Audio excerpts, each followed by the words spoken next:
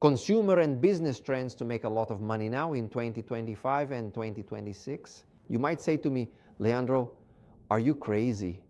Because given the political and economic situation, there are places in the world that are falling apart, like Brazil, South American countries, European countries, even the United States. But there is a part of the world where the crisis hasn't even touched.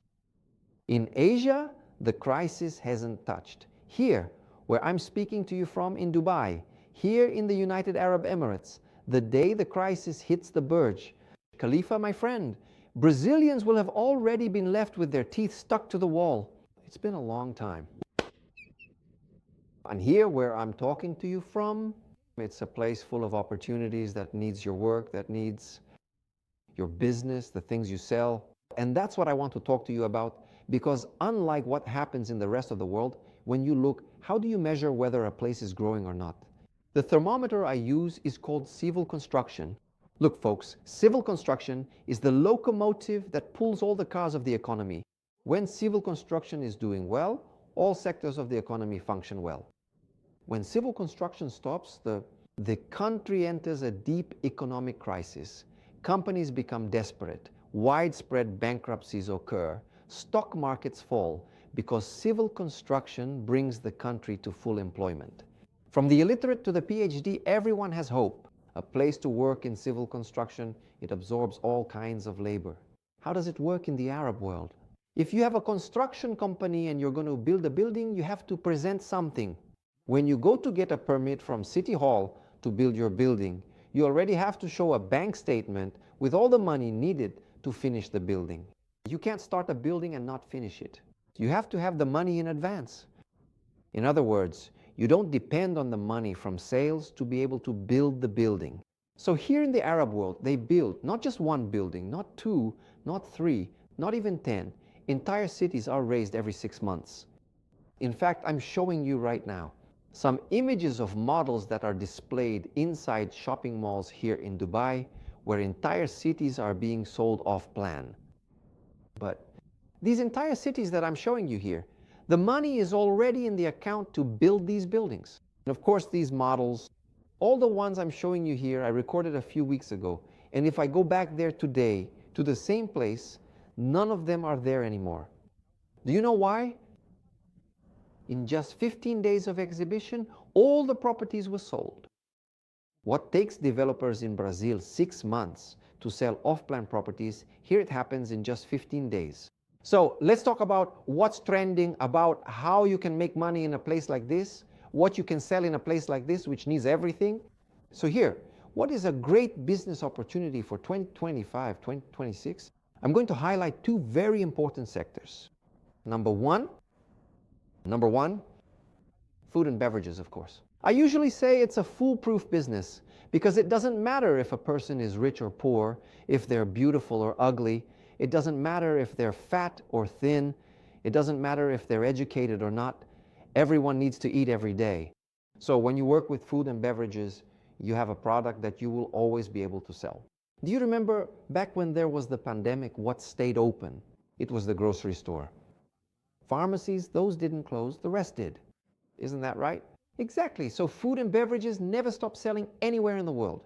I usually say it's a foolproof business because many times the owner of the company, of course, everyone who works with food and beverages starts making a lot of money. And usually sometimes the owner dies and leaves the business to his son or to his grandchildren. And when it's in the food and beverage industry, the son or grandson, no matter how clueless they are, they can't make money and run the business when it's in another field. Usually the company ends up closing. You must have seen this happen many times. So that's why I say it's a foolproof business. So food and beverages are foolproof. Everyone has to eat, everyone has to drink. The number of mini markets, supermarkets, and shops opening here is just insane. One example of this, which we're already working with, is at the D-Line project. It's nearby in Saudi Arabia. It's about a 3-hour flight from here in Dubai. So in Saudi Arabia, they're building a building that is actually a city. I'm showing you the line right now. It's a building in a straight line. This is one of the clients. In fact, I'm even supplying products there. So they need everything. They need food, they need meals for the construction workers, they need food to stock the supermarkets. They need restaurants there. They need all kinds of construction materials. I'm talking about a project in Saudi Arabia. They also have another project they've started where they're building a cube, a gigantic cube. It's colossal in size, a cube almost as big as the city of Sao Paulo, right in the middle of Saudi Arabia. In other words, these images I'm showing you of the cube they're building in Saudi Arabia, I'm also showing you the buildings they're constructing in Egypt. They're building the tallest building in Egypt. This one I'm showing you right now. And the construction industry is in full swing. Here, folks, when I talk about the Arab world, it's not just Dubai. When I talk about the Arab world, I'm talking about 22 countries. These guys are really going all out. There's no shortage of money here. So sometimes you feel discouraged because you turn on the TV and it's just bad news. All they talk about is theft, bankruptcy. There's no other topic. I was actually talking about this with some friends the other day. I told my friends, I said, guys, in Brazil, we have a president, we have a vice president. Do this math with me real quick, just as an exercise. In Brazil, we have a president, a vice president, 39 ministers, 83 senators, 513 deputies, 27 governors, 5,573 mayors, and more than 250,000 city councilors. Out of all these people, this whole group. I don't hear a single one, not one, even though they all have social media. They all have YouTube channels, they all have Instagram, they all have TikTok. Everyone is on social media. I don't hear anyone. I don't hear anyone talking about health, about education. I don't hear anyone talking about public safety. I don't hear anyone talking about school meals. I don't hear anyone talking about children's interests. I don't hear anyone talking about that. All I hear about is Bolsonaro, Alexandre de Moraes, and Lula. Guys, is that really all there is to talk about? And then you turn on the TV, you go on TikTok, you go online, you go to cable TV. Journalism only talks about disasters. It's just companies going bankrupt, unemployment, investors leaving Brazil, the stock market crashing. It's all tragedy. So for a channel like mine, that shows opportunities, that talks about good things, that shows there's a part of the world where you can make money, a lot of money. For a channel like this, there's no room for someone like me to speak on television because I don't sound the trumpet of the apocalypse. I don't show disasters here. I only show good things. So for you, the investor, don't let yourself get contaminated by those people who only want to talk about bad things. There's a lot of good stuff happening. Leandro, I really would like to invest in something that's going to work out, Leandro. I'd like to get into the food and beverage sector. Let me tell you something, my friends, still regarding the food and beverage sector. Later, I'll talk about civil construction, because one thing is closely linked to the other.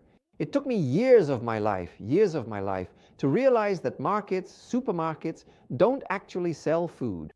Can you believe something like that? Isn't that a surprise to you too? It was a surprise to me. It was a surprise to me because in my naivety, I believed that the supermarket sold food. After all, I went in there to buy food.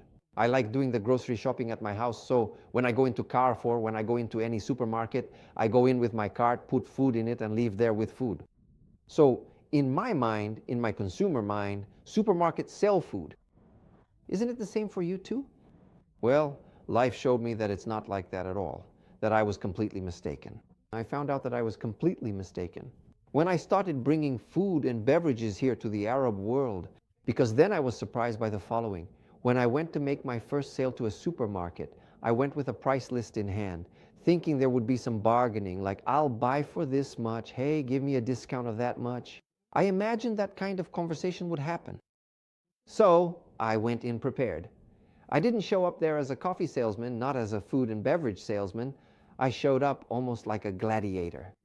All I was missing was a helmet, a shield, and a sword in my hand, because I was ready for a commercial battle. And that's not what I found. When I got there, do you know what it was like? There was a red carpet rolled out to welcome me. I was received with the utmost courtesy. It felt like I was arriving, like the president of Brazil. And then I found out how the game was played. How was the game, Leandro? They were actually concerned with selling me shelf space. Because I showed up and said, look, I have Café Deus here. I have this product here to put in your store. And I said, I would like you to give me an opportunity to show my work here. This was back then. And then they said, wow, Leandro, welcome, really. Your coffee is so welcome here. I think it has everything to succeed. It's a Brazilian product. Brazilian products sell a lot. So how many shelves do you want? And I'm thinking, wow, this is all amazing, right? Wow, everything is so easy. I came prepared for everything to be really hard. I don't know about you, but in my life, everything good was hard fought. It was really difficult. So when I see something coming easy, I get worried. And then the moment came when they started talking about money with me. No, Leandro, you know how it is? Here you can have as many shelves as you want because here we rent out the shelves. We rent you the shelf and you put your product there to sell. Selling here. We pay you if it sells. If it doesn't, no problem. We give you the product back and we're still friends. In other words, the market never loses. Do you get the game? They don't. The market, their focus isn't selling food. When they do sell food, they make money too. But what are they really selling there? Shelf space. You, as a farmer, or if you have a food and beverage company, like I do with Café Deus, we sell food and drinks. Supermarkets don't. Small grocery stores don't. Supermarket chains rent out shelf space. In other words, supermarkets don't sell food. Supermarkets are a real estate business. Do you see the difference? That's the game. I caught on to the game quickly. So what did I do? I started building my own supermarket chain too. I said, this game is amazing. Let me give you a practical example. Let's suppose you buy, for example, a house in Alphaville in São Paulo to rent out. You'll spend 3 million, 4 million to buy a mansion there to rent. There are a lot of celebrities who do this. I know several who rent mansions to gain followers, to sell coaching services, that kind of thing. So people rent these houses there in Alphaville. I have a friend who builds these houses to rent out in Alphaville, and there are a bunch of celebrities living in his houses temporarily. Some even leave and skip out on the rent because they couldn't sell anything, couldn't make any sales. The coaching service, then they even fall behind on the rent. So what do these people do? They take 3 million, 4 million, 5 million, buy a mansion and put it up for rent. The guy who's going to rent a mansion, how much is he going to pay on average? He's going to pay on average, but it can vary from 20 to 30,000 reais per month for the rent of that mansion. Look at the proportion I'm going to show you. The guy invested 3, 4, 5 million to make 20, 30,000 a month. With that same money, 3, 4, 5 million, by setting up a mini market, he could make 80, 100, 150,000 reais a month in shelf rental. Man, that changes everything. Bro, it changes everything. It changes everything. It took me 40 years to understand this. It took me 40 years of my life to realize that supermarkets and grocery stores weren't selling food. It was purely a real estate business. And Leandro, if everything goes wrong, you sell the property and give the investor their money back. Man, it's an amazing business. Whenever you aim for a target and want to make sure you never miss, buy real estate, buy a property you'll never miss with that shot. Worst case scenario, you'll sell it, get your money back. Of course, sometimes it's not very liquid, right? Sometimes it takes a while to sell. It's not that quick, but at least the investment is there. It's not the same as those clueless people who buy a franchise together, put in a little money. They buy a franchise and wipe out all their savings in less than 6 months. They go bankrupt and have nothing to show for it. Come on, right? And one of the things I invest in is this, building mini markets. Building medium-sized markets where we rent out shelf space. Want to put your product in our market? You're welcome. How many shelves do you want? Do you want a whole 20-meter gondola? What do you want? Do you want a freezer to put your ashi ice cream in? What do you want? Inside the market? The closer to the front, the more expensive it gets. The top shelf has one price, the shelf at eye level is another price. More expensive, the shelf near the floor is a different price. An entire market is parceled out. It's parceled out by renting shelves. So what did I do? I started putting our small, convenient mini markets inside the brand new, extensive developments that the Arabs are diligently building here in the vibrant Arab world. For other markets of mine, I typically have 2 or 3 dedicated investors, so we can effectively do them together and collaborate on these ventures. Other markets, in cities sometimes a bit farther away, a group gets together. There are even markets of ours with family groups of 12 or 13 people who joined forces each contributing a little to set up their own markets. Of course, everything under the management of the Leandro Monteiro Group. So it's something that's very feasible and works really well, especially for you who are in Brazil and are seeing companies go bankrupt, or for you who are in the United States and are seeing the stock markets plummet. So many Americans are investing here in the Arab world. Right here, close to where I'm talking to you from, there's the Burj Khalifa. Over there in that direction, about 8 kilometers from here, in that direction, there's the Trump Golf Club. Donald Trump investing here in golf courses and hotels. Here near La Mer Beach, there's a large hotel being built right next to the Jumeirah chain, which belongs to Elon Musk. In other words, the folks in the United States are all bringing their money here to invest. The American stock markets are crashing. The American stock markets, companies are only going down. The stock markets in the United States, in Brazil, not to mention even Banco do Brasil is throwing in the towel, can you imagine? Just imagine Banco do Brasil, where a large part of the money it lent was to people in agribusiness. The agribusiness people stopped exporting to the United States. They're defaulting on Banco do Brasil. Banco do Brasil is on the verge of taking a huge loss.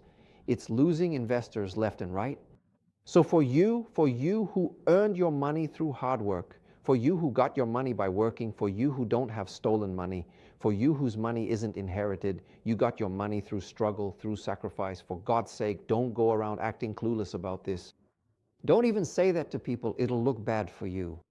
People will. Don't even tell people you're doing this so they don't think you're an idiot. You get it? Keep quiet. If you're putting all your energy into Bitcoin, putting everything into cryptocurrency, damn, don't tell anyone about it, or you'll embarrass yourself. You'll make a fool of yourself. You'll be seen everywhere as a fool, as an idiot, you understand? So keep quiet. Don't even tell people about it. Go in the direction of what works. Go towards something that will give you real security. When you invest, do something that's idiot-proof. Let's go towards mini markets, supermarkets. Let's rent shelves, because food never stops selling. We profit twice from selling food products and from renting out the shelves.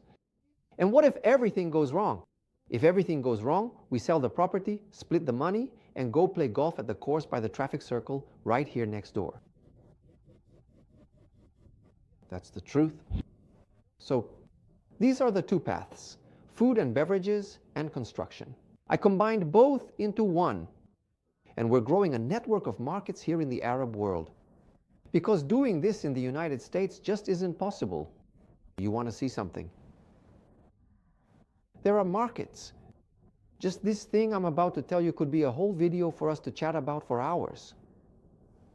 There are things that are disappearing from the world that maybe my kids, your kids, maybe our grandchildren will only know about them from photos, from some picture they'll see on the internet. Want to see an example of that? Supermarkets. Supermarkets are disappearing. Supermarkets are disappearing all over the world. I usually say, listen to this analysis is important, okay? Very important. Maybe this is the most important part of the video. I wasn't even going to say this now, but I remembered and I can't leave it out. I usually say that if you could get into a time machine and take a trip 2, 3, 4, 5 years into the future and saw how things would be, then if you came back in time to the present date, you would have an incomparable competitive advantage. Because by going to the future, you would know everything that's going to work out and everything that's going to go wrong. Isn't that right? So I usually say that this time machine exists. This time machine exists, and it's called China. China. If you want to know what your city will be like, what the products and services in your city will be like in 2 years, go to China today. Look, everything that I've been going to China for many years. Everything I see being launched in China is everywhere in the world within 2 years. Everything I see ending in China. In the rest of the world, in 2 years, it all ends. And do you know something that ended in China? Supermarkets. There are mini markets. And mini markets are not for people to go inside. Mini markets where only a minority of people go in, and most of it is delivery. Most of it is delivery. Guys, I have an office in New York. We have an office on Manhattan Island. Anyone who has been to the United States, who knows New York, knows what I'm talking about and can confirm it for you. You arrive in New York, you talk to New Yorkers, you talk to people who work on Manhattan Island, and you ask them, hey, come here. Which supermarket do you go to? I don't go. Then you ask, how do you buy food? Through an app. Believe it or not, you can walk all over Manhattan Island. You'll find maybe half a dozen mini markets, those little stores like gas station, convenience stores, very small, very insignificant places. They're not supermarkets like you and I know, where you go in, pick out fruit and buy meat and buy... No, no, no, no. It's not like that. It's not like that. Manhattan Island, just so you have an idea, the number of people living on Manhattan Island is half the population of Rio de Janeiro. It's packed with people. It's packed with people. There are apartments there, like studio apartments, where you have 20 people living in a single apartment. I've never seen it myself, but I've heard people say that when they arrived in New York, they lived in apartments where every day there was a lottery to decide who would have to sleep sitting in a beach chair because there wasn't enough space for everyone to stretch out on the floor. I'm talking about New York. In that city, it's packed with people, and nobody goes grocery shopping at the supermarket. Have you ever heard of that? That's a phrase Americans really like to say. Time is money. Time is money. Have you ever heard that? That's absolutely true in the United States. And it's becoming true in the rest of the world as well. Americans aren't like Brazilians who get paid monthly. Americans get paid by the hour. So if they want to work 18 hours a day, that's up to them. There's no union to interfere with that. If they want to work 24 hours a day without a break, the company doesn't object. They let them work because they're paid by the hour. That's their problem. The government doesn't get involved in that. There are no unions preventing that, so the person who comes to make a living in the United States gets paid by the hour they work. So, supermarkets. This structure isn't holding up, especially given the increasing poverty of the people. Let's do a quick mental exercise here. You're smart. How much do you think a supermarket's electricity bill is to keep all those lights on? How much do you think it costs to keep the floor of a supermarket clean? Just for cleaning, how many employees do you need to keep a place like that running? So, the cost just to keep it open without a single customer inside, just to keep a supermarket open, is a fortune. It's a fortune. I have friends who own supermarkets. There are supermarkets where just to keep the doors open, paying property taxes, employee salaries, the electricity bill, cleaning supplies, security, internet, paying for everything, you need 15 million. That's exactly what you heard. 15 million every month, just to keep it open. Then the population goes through a process of getting poorer, with unemployment everywhere. People don't go in to do big shopping trips anymore. It's a basket in hand or a cart that's almost empty. People don't even buy groceries for the whole week anymore. They shop day by day just for what they're going to eat that day. That's how things are in Brazil, folks. That's how things are in the United States. That's how things are in Europe. I know because I travel. No one is telling me this. I'm seeing it myself, okay? I'm seeing this. It's a phenomenon, and it's not going to end anytime soon. You can do an experiment. Go into a supermarket and watch how people behave. Everyone with a basket in hand, buying as little as possible. People don't have money to eat. They don't have cash for food. So supermarkets can't manage to stay open. So they close. And now they're moving towards mini markets so that they can, through the neighborhood mini markets, they can make deliveries. But now there's still a place where people have enough money to go to the market. To buy food, where people still get paid monthly, not hourly, is in the 22 Arab countries. So in the Arab countries, there's still room for us to open our mini markets, to rent out shelves. There's still space for that. In the rest of the world, medium-sized markets and supermarkets, if you own one, sell it as quickly as possible because it's going to end. It's going to end, I'm telling you. In China, you won't find a supermarket. You go to Guangzhou, where the Canton Fair is, you can go wherever you want. You'll find a produce stand. You'll find a guy with a little shop selling vegetables. You'll find a mini market with someone selling fruit. But a supermarket like we know it, the size of Carrefour or an Extra or a Walmart, forget about it. In China, there isn't a single place like that. Nowhere at all. And I know all of China. You can go to Shanghai. If you check my Instagram, you'll see these photos. Everything I'm telling you, you can go to Shanghai, you can go to Beijing, you can go to Chenzhou, Guilin, Ningbo, Guangzhou, Shenzhen. You can go to Hong Kong. You can go wherever you want, my friend. There isn't a single supermarket. So how are these Chinese people eating? Through apps, they have it delivered. Or sometimes they just go to a little mini market. It's exactly the same in the United States. If you think you're going to arrive in New York and walk into a supermarket to buy food, you're out of luck. You have to go to New Jersey. New York doesn't have it. In detail, this is general, okay? In Brazil, you are already seeing this movement, but it is not talked about. On television, what is the subject?